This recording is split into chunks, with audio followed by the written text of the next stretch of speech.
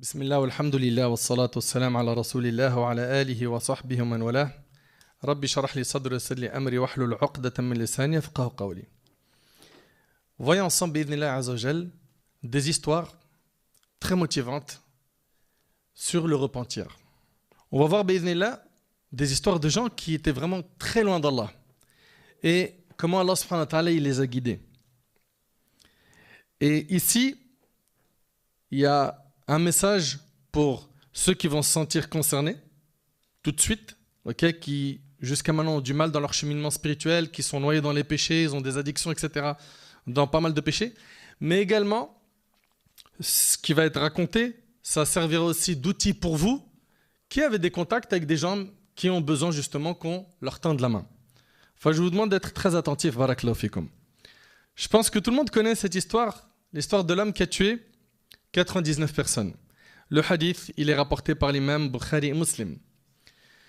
Hadith Abi Sa'id al-Khudri, radiyallahu ta'ala anhu, le prophète sallallahu alayhi wa sallam, il dit, parmi ceux qui vivaient avant vous, il y avait un homme qui avait tué 99 personnes. On appelle ça comment aujourd'hui? Serial killer. C'est vrai ou pas? Quelqu'un qui a tué 99 personnes. Il demanda quel était le plus grand savant de la terre. On le dirigea vers un moine. Ce n'était pas quelqu'un qui était versé dans les sciences religieuses. Il ne connaissait pas assez la religion. Et cet homme, donc, qui en a tué beaucoup, il va le voir et il lui dit, est-ce qu'il y a une possibilité de me repentir? J'ai tué 99 personnes. Il lui a dit quoi? Il lui a dit non. Qu'est-ce qu'il a fait? Il l'a tué, ça a fait 100. Ok? Et on voit ici que l'ignorance peut causer de très grands dégâts. De très grands dégâts. Puis, cet homme-là, il demande par la suite, les remords l'ont rattrapé, et il demande par la suite où se trouve la personne la plus savante. Et là, on lui a désigné quelqu'un qui était réellement un savant. Et quand il est parti le voir, il lui a dit, ai-je encore la possibilité de me repentir? Et regardez ce qu'il lui a dit. Il lui a dit oui, et qu'est-ce qui pourrait s'opposer à ton retour à Allah? Et là, j'aimerais bien qu'on apprenne. Autour de nous, des fois, il y a des gens, subhanallah, t'écoutes leurs histoires, tu regardes dans quoi ils vivent, tu te dis, il est trop perché, il est loin. Et wallahi l'azim, qu'il est arrivé je ne sais combien de fois, qu'on patiente face à des gens qui sont réellement dans les ténèbres. On patiente, on fait dua, c'est pas on patiente seulement, on patiente, on fait des invocations et on garde un lien avec cette personne et toujours avec quoi? Sagesse. On lui parle. Des fois, ça sera avec des propos qui peuvent être secs, durs. Des fois, ça sera avec beaucoup de douceur.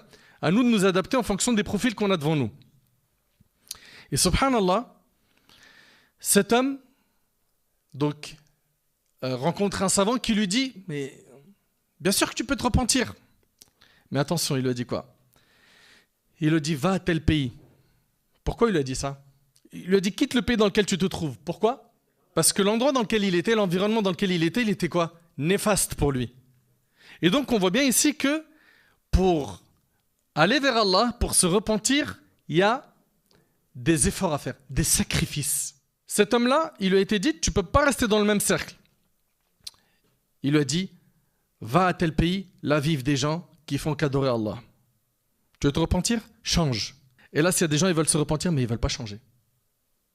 Ils veulent se repentir, mais rester avec le même cercle de fréquentation. Les mêmes habitudes, même manière, le même comportement. Subhanallah, il lui a dit, adore Allah avec eux et ne te retourne plus jamais au pays dans lequel tu étais. C'est une terre de mal. Il se mit donc en marche et à mi-chemin, il a été touché par Al-Maut, la mort. Les anges de la miséricorde se disputèrent à son sujet avec les anges des châtiments. Les uns voulant le destiner au paradis et les autres le destiner à l'enfer. Les anges de la miséricorde dirent, il est venu plein de repentir, désirant de tout son cœur retourner à Allah. Les anges des tourments dirent, il n'a jamais fait de bien dans sa vie. Il n'a rien fait de bien dans sa vie. Il n'a jamais rien fait de bien. Il a juste quitté la terre des gens du mal, mais il n'a rien fait de bien. C'est alors qu'un ange vint à eux sous une apparence humaine et ils le prirent comme arbitre. Il leur a dit, mesurez la distance qui le sépare de la terre du mal et et celle qui les sépare de la terre du bien. Destine-le ensuite à celle dont il est le plus proche. Ok ? Ils mesurèrent et trouvèrent qu'il était plus près de la terre qu'il voulait rejoindre dans une version d'une palme. C'est-à-dire que c'était une toute petite distance qui le séparait de la terre des gens du bien. Et c'est là qu'il a été quoi ? Accueilli par les anges de la miséricorde. Les anges de la miséricorde lui ont retiré son âme, c'est rapporté par Bukhari Muslim. Dans une autre version, ici on a Allah Azza wa Jal inspira à la terre du mal de s'éloigner. Allahu Akbar. Allahu Akbar. Allah a inspiré à la terre du mal de s'éloigner et celle du bien de se rapprocher. Allah Tabaraka wa Ta'ala ici, il a changé la géographie de la terre pour cette personne. C'est vraiment très puissant. Et on y voit quoi ici ? L'immensité de la miséricorde d'Allah Tabaraka wa Ta'ala. Vous allez me dire, mon frère Nader, cette histoire on la connaît, on l'a déjà entendue, mais je vous l'ai dit, je le répète, que la beauté de cette religion, elle est dans quoi ? Dans sa répétition. Et subhanallah, il y a un frère que j'aime beaucoup, hafidhahullah, il m'avait envoyé son témoignage, le témoignage de son repentir, qui est vraiment très poignant. Il me dit, parce que là, souvent quand on vous parle des histoires des compagnons, des pieux prédécesseurs, certains ils ont le réflexe de dire « Ouais mais ça c'était à leur époque ça. Moi je suis ni le prophète, alayhi salatu wassalam, ni Abu Bakr. » La sœur elle dit « Moi je suis pas Aïcha radhiyallahu anha, je suis pas Khadija. » Et donc certains ont du mal à s'identifier. Alors que ce sont nos modèles. C'est eux qu'on doit suivre. Mais regardez, ça c'est un exemple de quelqu'un qui est encore vivant, que je connais. Il m'a dit à 16 ans, j'étais le chouchou des grands du quartier. On a commencé par me faire livrer des substances, de la drogue, puis à en garder. Et j'ai fini par en vendre, d'abord en petite quantité, et l'appât du gain a fait que les quantités ont fait qu'augmenter. À cette époque-là, Allah n'existait que dans la shahada que mon père m'avait appris étant plus jeune. Subhanallah. Bien sûr, l'argent finit par te rapprocher des femmes. Et pour approcher les femmes, il faut aller en boîte, etc. Mes journées se passaient dans une cage d'escalier. Vous savez comment ça se passe, les jeunes de cité, à vendre, etc. Et mes soirées en boîte de nuit. Et mes nuits complètes se terminaient à l'hôtel, accompagné, comme vous le savez. L'argent m'a permis d'ouvrir 2 magasins. Mon business continuait. Il continuait. Recel, transactions, tout ce qui pouvait m'apporter des sous, je prenais. J'ai commencé la prière à 20 ans. Et pendant 6 ans, je la faisais qu'avec 2 sourates.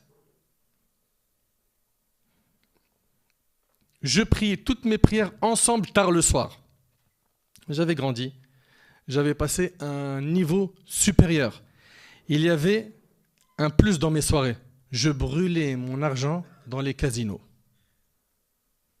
Les jeux de hasard. Aujourd'hui, ils n'ont plus besoin de se déplacer, les jeunes. Paris sportif, application, téléphone. Et ils se concurrencent dans qui fait le plus de grands péchés.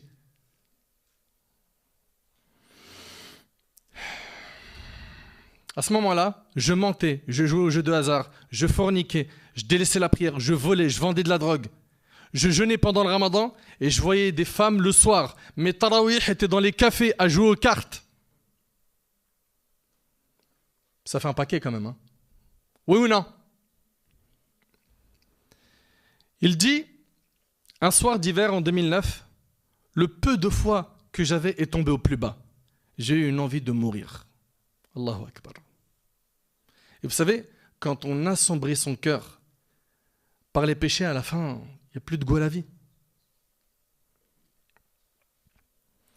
Et grâce à Allah, écoutez ce qu'il dit, Allah a mis des frères, mashallah, sur mon chemin.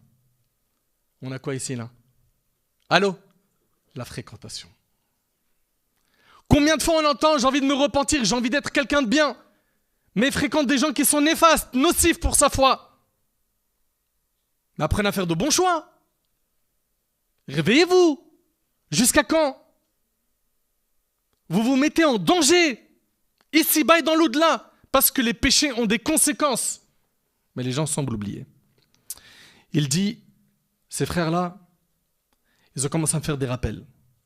Et je me suis rendu compte que ce fameux soir de 2009 était un appel d'Allah pour me ressaisir. Alhamdulillah. Il dit aujourd'hui, je prie à l'heure. J'ai arrêté la fornication. je prends des cours de religion. Tout mon argent haram a disparu. Et pour ce faire, j'ai dû zapper mes anciens amis. Ici, vous voyez bien, hein? Comme l'homme qui a tué 100 personnes. Tu ne peux pas dire, je me repens, je reste avec des mauvais. Et c'est eux mon cercle rapproché. Tu peux à la rigueur mettre une bonne distance entre toi et eux. Et quand tu sens que tu es assez fort, tu les appelles Allah. Mais tu continues à les garder autour de toi, ceux qui t'éloignent d'Allah subhanahu wa ta'ala, tu te mets en danger. Subhanallah, ce frère-là, il dit qu'il a zappé ses anciens amis et il a zappé les vices qu'il avait. Il dit Alhamdulillah, je n'ai jamais été aussi heureux. Et l'apogée de tout ça fut la guidée de ma maman. Alhamdulillah. À travers ce témoignage, on voit que quoi qu'on ait fait comme péché, on ne doit pas désespérer de la miséricorde d'Allah. Allah tabaraka wa ta'ala, il pardonne les péchés. قُلْ يَا عِبَادِيَ الَّذِينَ أَسْرَفُوا عَلَىٰ أَنفُسِهِمْ لَا تَقْنَطُوا مِنْ رَحْمَةِ اللَّهِ إِنَّ اللَّهَ يَغْفِرُ الذُّنُوبَ جَمِيعًا إِنَّهُ هُوَ الْغَفُورُ الرَّحِيمُ. Ô vous qui avez commis des péchés, des excès à votre propre détriment, ne désespérez pas de la miséricorde d'Allah.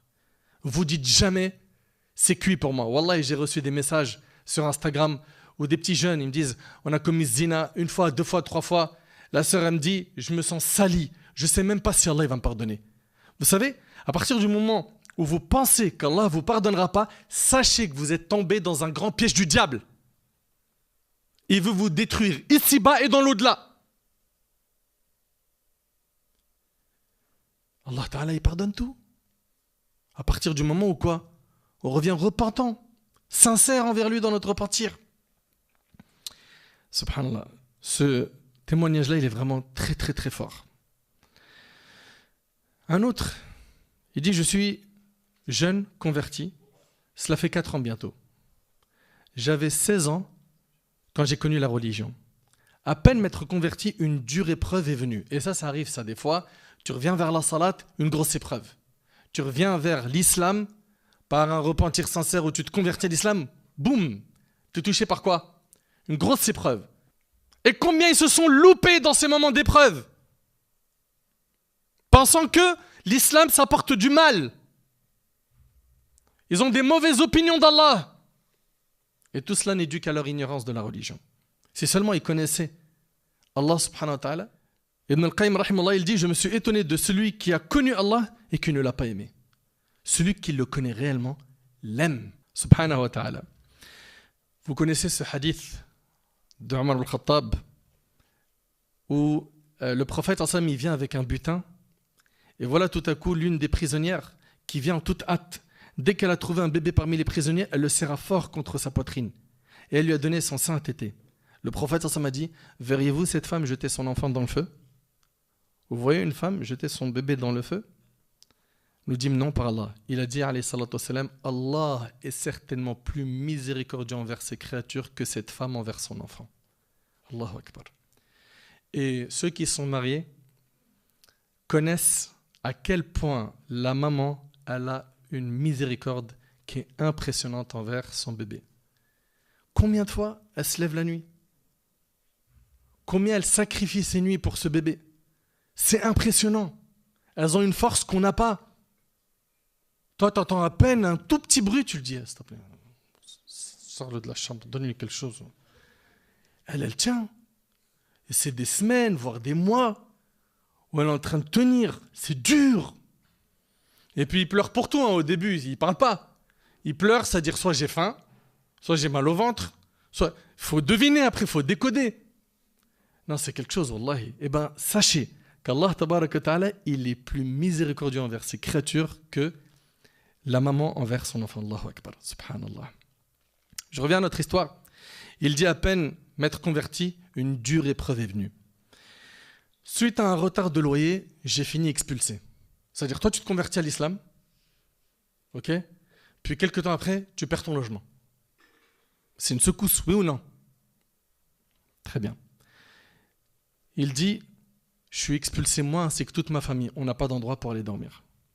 Ma mère, face à tout cela, a réussi à trouver un appartement quelques mois après, alhamdulillah. Entre-temps, moi, j'ai dû faire face à la débrouille.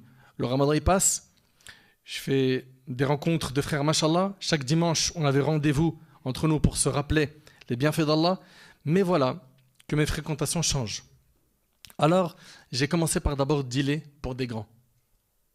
Vendre de la drogue pour des grands. C'est des codes, hein, je ne sais pas si vous connaissez ça, hein, les grands de la cité. Hadahumullah. Ensuite, pour moi, mon compte, je fréquentais plus les bâtiments que la mosquée. Et est-ce que vous pensez que le diable, une fois qu'il t'a ramené sur le terrain de la drogue, il suffit de ça et ça y est, c'est bon? Il s'arrête? C'est bon? Non. Il dit, du deal, je suis passé au braquage. Je braquais les jours des rappels entre frères. Il y avait un jour, vous vous rappelez, hein, qu'il avait dédié pour rester avec les frères. Ce qui faisait qu'il n'y allait même plus. Et je me rappelais de la prière que le vendredi. Je me suis fait attraper, je suis sorti sous contrôle judiciaire. À partir de ce moment-là, c'est bon, il avait un nom. Et moi, franchement, ça me fend le cœur. Et c'est un message que j'ai adressé à mes frères et à mes sœurs. Ceux qui veulent se faire un nom, une réputation en étant des délinquants, des voyous. Concrètement, vous êtes en train de détruire votre vie. Et surtout, l'autre vie. Il dit qu'il a eu un nom, il était respecté, ok ? Et ce qui a été son déclic, il dit, il y a maintenant 2 ans, j'étais parti voler, arracher une recette, ça s'est mal passé. Et il a mangé plusieurs coups de couteau. Vous voyez, il vient de se convertir à l'islam. Une épreuve, l'expulsion, puis après, drogue, braquage, après ça finit par quoi? Des coups de couteau. Il dit, et comme j'avais une doudoune sur moi, seulement 3 coups sont passés près de mon foie, dont 2 ont failli être mortels de quelques millimètres. Il a fini en prison. Il a pris 4 mois. Franchement, moi surtout à mes frères qui sont emprisonnés, ou ceux qui ont déjà fait de la prison et qui continuent dans ces chemins. Mais franchement, mais réveillez-vous un peu. Jusqu'à quand vous êtes dans ces ténèbres? Jusqu'à quand? C'est pas une vie. Wallahi al-azim, c'est pas une vie. La vraie vie, c'est celle où tu es connecté avec Allah subhanahu wa ta'ala. La vraie vie, c'est celle où tu adores ton Seigneur. La vraie vie, c'est quand tu es en adoration. La vraie vie, c'est quand tu es en train de lire le Coran. La vraie vie, c'est quand tu es en train d'écouter un rappel comme celui-là. C'est là où tu vis réellement. Mais ces gens-là, malheureusement, ils ne réfléchissent plus. Donc, écoutez bien, il prend 4 mois de prison. Il dit, c'est toujours quand tu es isolé que tu te rappelles de tout ce que tu as fait dans ta vie. Et c'est là, je me suis revu le jour de l'accident. J'ai failli mourir sur une chose qu'Allah a punie fortement. Et les gens, ils oublient ça. Ceux qui se normalisent les péchés. Vous oubliez que la personne, elle est ressuscitée le jour du jugement de la même manière dont elle est morte. T'imagines, quelqu'un, il meurt en train de braquer. Le jour du jugement, tu es ressuscité comme ça. Ou bien celui qui meurt pendant qu'il faisait zina. La hawla wa la quwwata illa billah. Il dit, j'avais du mal à respirer. Et dans ma tête, dans mes pensées, il ne m'est même pas venu le rappel du Créateur. J'ai failli mourir. J'ai même pas pensé à réciter la shahada. Allahu Akbar. Dans ma cellule, je pensais à cela et les larmes coulèrent jusqu'à mes pieds. Et il y repensait souvent. Les mois passèrent en prison et il s'est retrouvé au mitard. Une prison dans la prison. C'est chaud, hein? J'en avais pour 4 semaines. Et j'en étais qu'à une. Et par Allah, le seul jour où j'ai dit, allez, je vais faire mes 5 prières aujourd'hui, il dit en prosternation, pendant la prière du Maghrib, c'est la première semaine, hein, il devait faire 4 semaines au mitard. Il est en train de se prosterner pour Salat al-Maghrib et il entend un surveillant qui ouvre sa porte et lui dit, monsieur, vous êtes libérable à partir de maintenant. Sors. Depuis que je suis dehors, j'ai arrêté le vol. J'ai trouvé du travail, alhamdulillah, j'ai eu un CDI. J'ai laissé les femmes que j'avais donc dans le haram. Et aujourd'hui, je suis sur le point de faire mon halal, Inch'Allah. J'ai arrêté les conduites sans permis, j'ai obtenu le permis. De l'expulsion aux larmes de ma mère, je suis devenu sa réussite. Entre nous, on n'a pas envie de rendre fiers nos parents? En quoi tu les rends fiers quand tu es tout le temps dans des problèmes avec la justice, avec la police, avec les gens dans le quartier? Tu peux même plus marcher dans tel quartier parce que tu as des ennemis. Subhanallah. Il dit, du mauvais exemple vis-à-vis de mes tantes, je suis devenu leur exemple. Le point le plus important à retenir de ce témoignage, c'est le rappel de la mort. Un parmi nos ancêtres, il disait « Aucun serviteur ne multiplie le rappel de la mort sans que cela ne se voie dans ses actions. » Vous méditez un peu ces paroles, s'il vous plaît. Écoutez bien.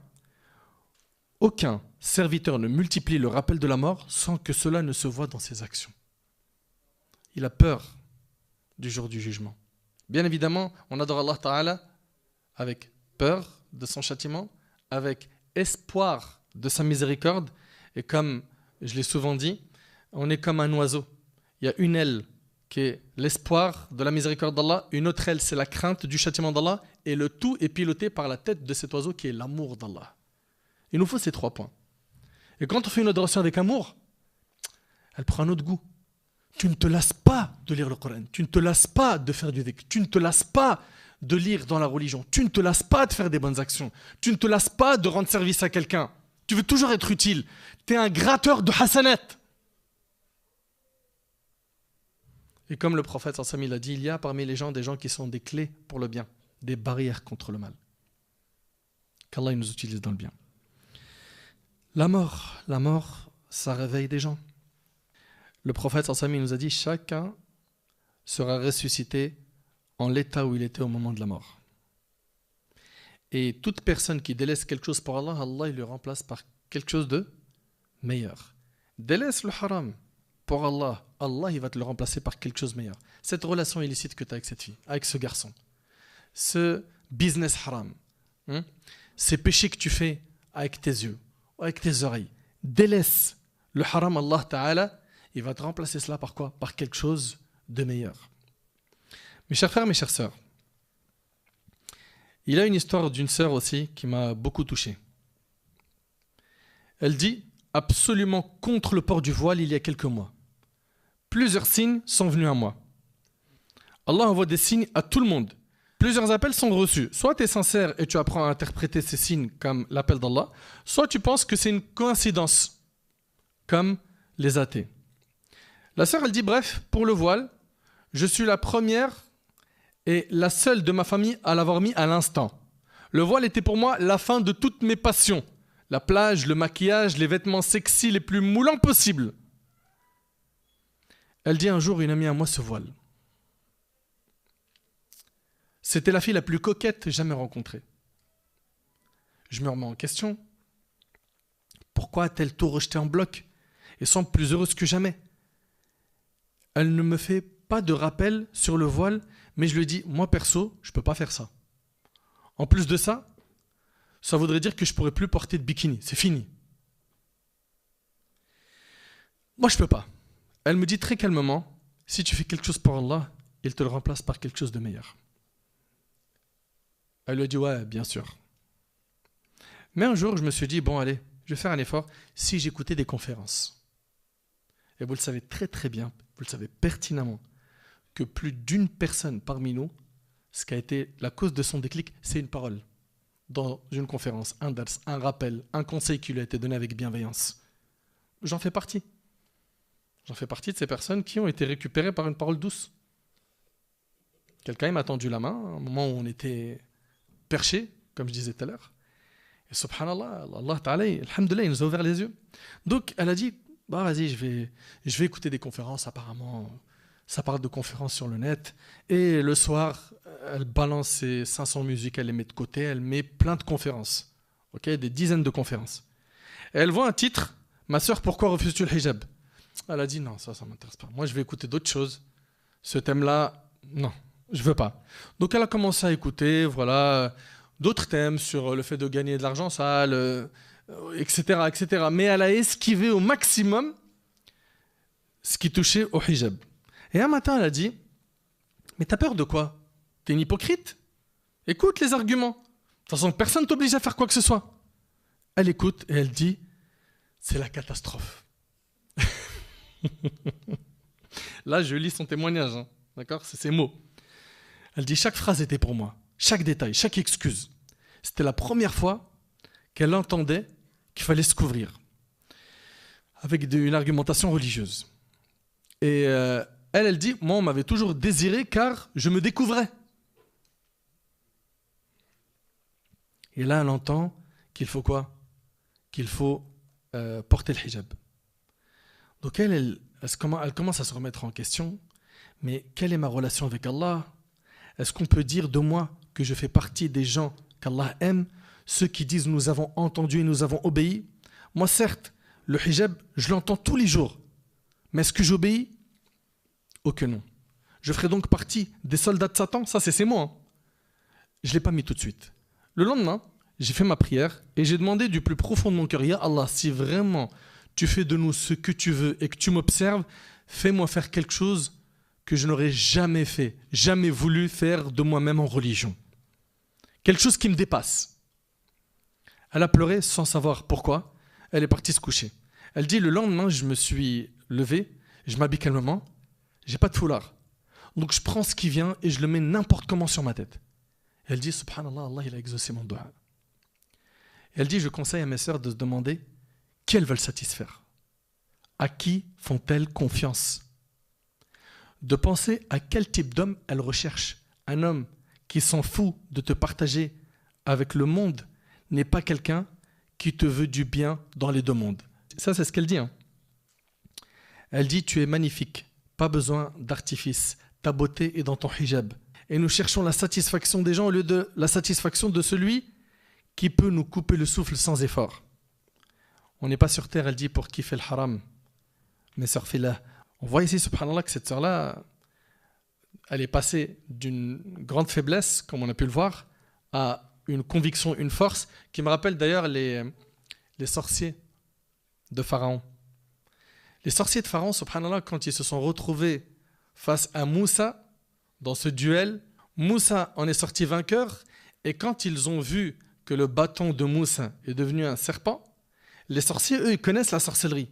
Ils ont dit ça, c'est pas de la sorcellerie. Ça, c'est divin. Qu'est-ce qu'ils ont fait? Allô? Ils se sont prosternés. Ibn Abbas, il dit, le matin, c'était des sorciers, et le soir, ils ont fini martyrs. Ils ont connu en un jour le pic le plus haut de la mécréance du kufr, et le soir, ils étaient au summum de la certitude en Allah. Et là, on voit que la personne, elle peut changer rapidement. Et le prophète, il l'a dit, hein. Le matin, il est croyant, le soir, il ne l'est plus. Et il a dit, alayhi salatu wassalam, que les cœurs des gens sont entre les deux doigts du miséricordieux. Du tout miséricordieux, il les fait changer d'état quand il le veut. Ce témoignage-là, il est très fort. Cette sœur, elle a fait quoi? Elle a fait un vrai jihad nafs. Un effort sur son nafs. Et chaque musulman doit faire cet effort. Et je tiens à signaler un point qui est très important. Est-ce qu'une fois qu'une sœur elle a porté le hijab, ça y est, elle a terminé la religion, elle a tout mis en pratique? Est-ce que le hijab, c'est un parmi les piliers de l'islam? Non. Mais ça fait partie des prescriptions religieuses. Et ce n'est pas parce que ce n'est pas un pilier de l'islam qu'on le met de côté. Non. C'est pas comme ça que ça fonctionne. Nous, on dit sami'na wa ata'na. D'accord? On dit nous avons entendu, nous avons obéi. Donc à partir du moment où tu sais que c'est un ordre divin, tu le fais avec amour, en étant convaincu. Je le fais pour Allah tabarak wa ta'ala, pour le satisfaire. Et non pour m'acheter une image, non pour plaire à X et Y personne, non. Ne pensez pas qu'en ayant mis le voile, vous avez tout terminé. Non, non, non, il y a un immense travail à faire sur le comportement, sur la purification du cœur, etc. Okay? Mais ça ne veut pas dire que il faut que je me concentre sur le cœur et je délaisse le hijab, ou pour le frère, il délaisse tel ordre obligatoire. Non, non, non, non, non, non. Il faut que chacun d'entre nous pense au jour du jugement. Le jour du jugement, ça peut être un jour exceptionnel pour nous. Moi, je pense tout le temps à ce hadith qui est vraiment extraordinaire. Subhanallah, avant d'entrer au paradis, tu vas entendre un appel te dire 4 choses. Selon Abu Saïd et Abu Hurayra radiyallahu anhuma, le prophète sallallahu alayhi wa sallam a dit, quand les gens du paradis entrent au paradis, un crieur lance un appel. On n'est même pas encore entré au paradis. Allahumma ja'alna min al-jannah ya Rabb. Écoutez bien, on n'est même pas encore entré au paradis qu'on entend. Il vous appartient désormais de vivre et de ne plus jamais mourir. Et vous avez vu comment on a peur de la mort? Quand tu es dans un endroit désertique, il n'y a plus d'eau, que tu as peur de mourir. Tu es en panique. Quand tu commences à être gravement malade, tu as peur de la mort. On fuit la mort. Et bien là, c'est le paradis éternel. On y est donc ici pour l'éternité. Il vous appartient désormais d'être en bonne santé et de ne plus tomber malade. Ça y est. Là-bas, au paradis, c'est terminé les maladies. fièvre, Covid, variant, c'est terminé. Et regardez bien, il vous appartient désormais d'être jeune et de ne plus vieillir. Et en plus, on sera beau comme le prophète Youssouf alayhi salam. Subhanallah. T'imagines, tu seras jeune et tu ne vieillis pas. Et c'est pour l'éternité. Tout le temps beau. Tout le temps belle. Quoi? Ça te plaît pas, Mehdi? Ma soeur, c'est terminé l'histoire du yaourt et les concombres sur le visage. C'est fini. C'est pour l'éternité la beauté. Allahu Akbar. Vous imaginez un peu? Il vous appartient désormais de jouir et de ne plus jamais être misérable. C'est terminé les malheurs, c'est terminé la tristesse pour l'éternité. Dans le hadith de Al-Mughira ibn Shu'ba radiyallahu anhu, le prophète sallam a dit, Moussa demanda à son Seigneur, comment sera celui qui occupera le plus bas degré du paradis? Le plus bas degré du paradis. C'est un homme qui viendra après que tous les gens du paradis y auront été introduits. T'imagines? C'est-à-dire, c'est le dernier qui rentre. Allah lui dit, entre au paradis. Il dit, Seigneur, comment est-ce que j'y entre alors que les gens ont déjà occupé leur place et reçu les biens qu'on leur y avait préparés? Ça y est, ils sont tous en place et ils ont tous reçu leur récompense. On lui dit, serais-tu satisfait d'avoir un royaume égal à celui de l'un des rois de ce bas monde? T'imagines un peu si tu avais un royaume au paradis, comme ceux de ce bas monde, comme celui d'un roi du bas monde? Il dit, Seigneur, j'accepte. Il dit, tu as cela, ainsi qu'un autre pareil, un troisième pareil, et un quatrième. Il dit au cinquième, Seigneur, j'accepte. Il dit, tu as tout cela, et 10 fois plus encore. C'est-à-dire que le plus petit degré au paradis, c'est 50 fois la vie d'un roi sur terre. Qu'est-ce qu'on attend pour retrousser nos manches? Qu'est-ce que t'attends, mon frère, ainsi que toi, ma soeur, pour revenir vers Allah, sérieusement? Que ce ne soit pas des paroles en l'air. Et on connaît nos points faibles. Pourquoi jusqu'à maintenant persister dans l'erreur? Pourquoi continuer dans le péché? À nous de nous concentrer sur la purification de notre cœur et d'avoir toujours cet objectif de satisfaire Allah subhanahu wa ta'ala. Cette action-là, c'est peut-être la dernière dans ma vie. Il faut que ce soit quoi? Que des actions qui soient excellentes, qui soient les meilleures. Pourquoi? Pour récolter le succès le jour du jugement. Le hadith qu'on vient de voir là, 50 fois la vie d'un roi sur terre, il est rapporté par l'imam muslim. Donc, ahbab el-kiram, les histoires elles sont très nombreuses. J'en avais un paquet qu'on essaye de faire un effort, barakallahu fikum. Et on demande à Allah tabaraka wa ta'ala de nous guider, de nous pardonner. Rappelez-vous une chose, c'est que quoi que tu fasses comme péché, tes péchés sont rien face à l'immensité de la miséricorde d'Allah. On demande à Allah tabaraka wa ta'ala de nous faire miséricorde. On demande à Allah azza wa jal de nous pardonner nos manquements. On demande à Allah tabaraka wa ta'ala d'améliorer notre situation. On demande à Allah azza wa jal de faire de nous des pieux. Ya Rab, facilite-nous à repentir sincère. Ya Allah, tu connais nos manquements, tu connais nos erreurs. Aide-nous à nous corriger. Ya Rab, facilite-nous les chemins de la connaissance. Ya Rab, fais qu'on soit des pieux sincères. Ya Allah, accorde-nous une bonne fin. Fais que le jour du jugement il soit facile pour nous. Ya Allah, ne nous humilie pas ce jour-là. Ya Rab, fais que le jour du jugement soit un jour de joie pour nous. Accorde-nous notre livre de la main droite. Facilite-nous le jugement. Fais que l'on soit sous l'ombre de ton trône le jour où il n'y aura d'ombre que la tienne. Accorde-nous de boire du bassin du prophète sallallahu alayhi wa sallam. Facilite-nous de passer sur le pont du Sirat rapidement, à la vitesse de l'éclair. Accorde-nous le paradis, ya Rab. Accorde-nous le paradis. Accorde-nous al-Jannah. أسأل الله سبحانه وتعالى أن يتقبل مني ومنكم صالح الأعمال أسأله تبارك وتعالى أن يتوب علي وعليكم هذا والله أعلم سبحانك اللهم بحمدك أشهد أن لا إله إلا أنت أستغفرك وأتوب إليك وآخر دعوانا أن الحمد لله رب العالمين